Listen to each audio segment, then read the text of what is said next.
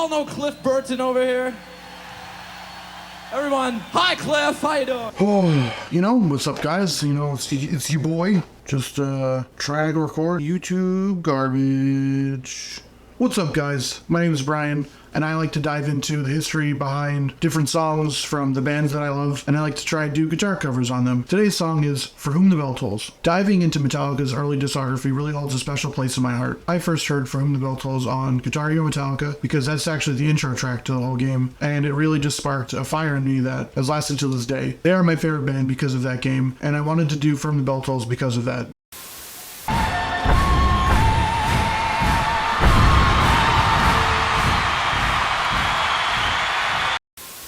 For Whom the Bell Tolls is track number 3 on Ride the Lightning, released on July 27th of 1984, a mere 367 days after the release of Kill 'Em All, which is kind of impressive in my opinion because they wrote an entire album in that year. Even though James probably had a lot of demos already, this track and many others on Ride the Lightning are the reasons why this album was not a sophomore slump like a lot of bands experience. This track is credited to James, Lars, and Cliff, and this song did not even exist until they entered the studio. Unlike all the other tracks on Ride the Lightning, this song was not even a track entering the studio. Metallica jammed and wrote the entire song in one day at the studio during some downtime after getting the guitar tones and drums set up properly. Cliff's iconic intro to the song actually dates back farther than the song's inception in the studio in 1984. Kirk Hammett had this to say: "That was a key song for us. Again, that intro was a Cliff thing. He'd play it all the time and the rest of us would stiffen up and go, 'What the heck was that?' That was completely his own creation. It's just this weird chromatic thing, the note choice. It's just highly unconventional even to this day. Did anyone ask us to make the intro shorter? No. We were all 100% committed to every single note on every single beat." The intro part dates back to Cliff Burton's earlier days in one of his first bands, Agents of Misfortune, a band which included Jim Martin, who would later join Faith No More. You can hear the iconic intro played here during a battle of the bands.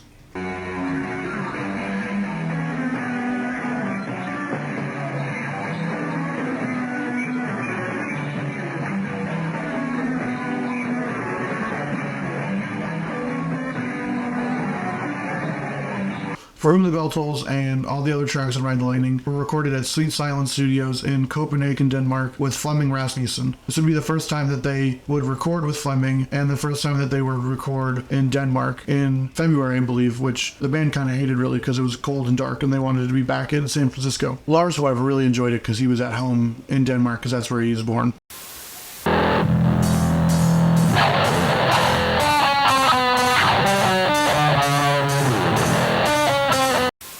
For Whom the Bell Tolls is one of the most simplistic songs Metallica has ever written. According to Lars, we often use For Whom the Bell Tolls as a reference point for chasing simplicity, which we never seem to be able to do anymore. The intro includes a bell that's actually not really a bell, but it's actually an anvil that they had in the studio. Flemming Rasmussen had this to say: "We had an anvil in the studio and Lars had to bang that. It could have been that or from a record of sound effects, but there was a really heavy cast iron anvil and a metal hammer, and we stuck them all in a concrete room." Then, as we know, the song goes into Cliff's iconic intro with the distortion on his bass and the wah pedal on his bass that he started playing back in Agents of Misfortune. Cliff drives the song towards the beginning, and the rest of the song is comprised of 6 riffs which use the same notes, and there is a few lead sections as well. But mostly the song's very simplistic. It's not too incredibly hard to play. What I think makes this song special is that it shows Metallica's mastery in songwriting even from an early age. I feel like they were in their early 20s when they were writing these songs, and even though it's simple, it shows how good of songwriters they were because it didn't take a lot for them to make a hit. And it's endured the test of time really because this is one of their most played songs live still. People still love to hear it. It's in movies, it's in video game soundtracks, and I think the simplicity really lends to how good of a song it is. And we would see later that they would go back to this kind of simplicity on the Black Album. Like all the other tracks from the album, the song's main theme is death, and more specifically soldiers confronting death. The song takes its title and the inspiration inspiration for lyrics from the book of the same name by Ernest Hemingway, a tragic story based on the Spanish Civil War in the late 1930s. The song is certified gold in the United States, putting it over 500,000 sales. For Whom the Bell Tolls is also one of the few Metallica songs to appear in a lot of different media, from movies to video games, including appearances in Beavis and Butthead, Zombieland, Daddy's Home, Metal Lords, and the Spawn soundtrack remixed by DJ Spooky. And honestly, if you've ever heard it, it just sounds extremely different and wild.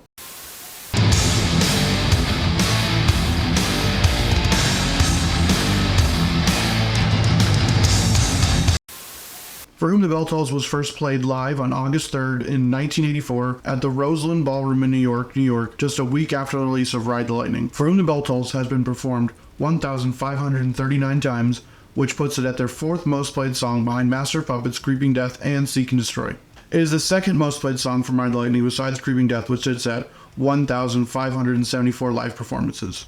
For Whom the Bell Tolls is sometimes preceded by a bass solo, a tradition dating back to Cliff Burton. The start and stop of the instruments is really impressive in the song and is emphasized on this part. Take a look to the sky just before you die. Into that stormy world. I mean, James is obviously regarded as a very good rhythm player, but Lars was lacking back in the day, and he needed to learn a lot in the studio. So I find it impressive that even back in the day, they could start and stop like this, and it's just because of how much they played together and how many shows they were playing live. For Whom the Bell Tolls is one of their most prolific tracks, and was included in a lot of notable live performances, including Day on the Green 1985, which was included on the Cliff 'Em All video, Live Shit, Binge and Purge on all three of the live CDs, both S&M performances, Cunning Stunts, The Big Four live in Bulgaria, and Through the Never.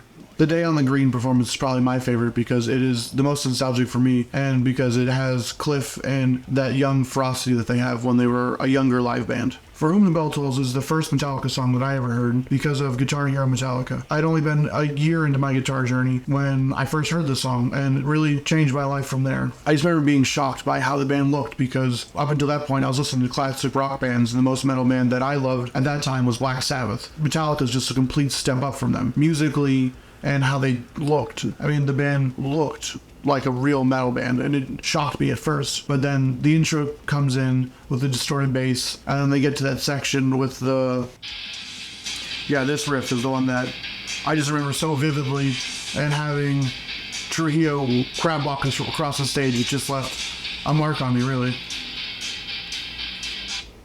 It's really easy, real simple.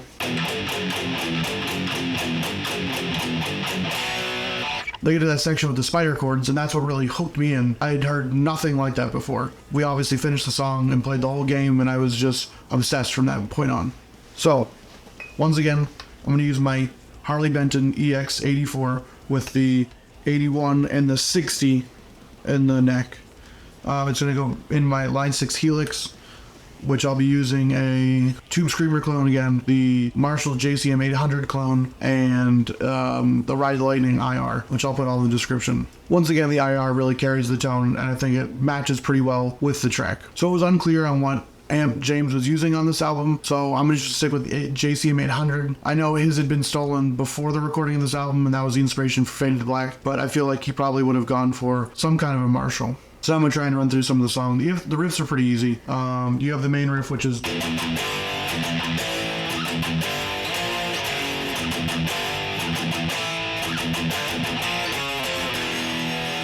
And the whole song really is just a variation, some variation of those notes right there. The whole song, pretty easy, pretty simple. There's two lead parts. There's the Kurt Hammond one in the beginning. So I love using Songster if you've never used it before, because it plays the song for you, and you can see all the chords and the riffs and stuff.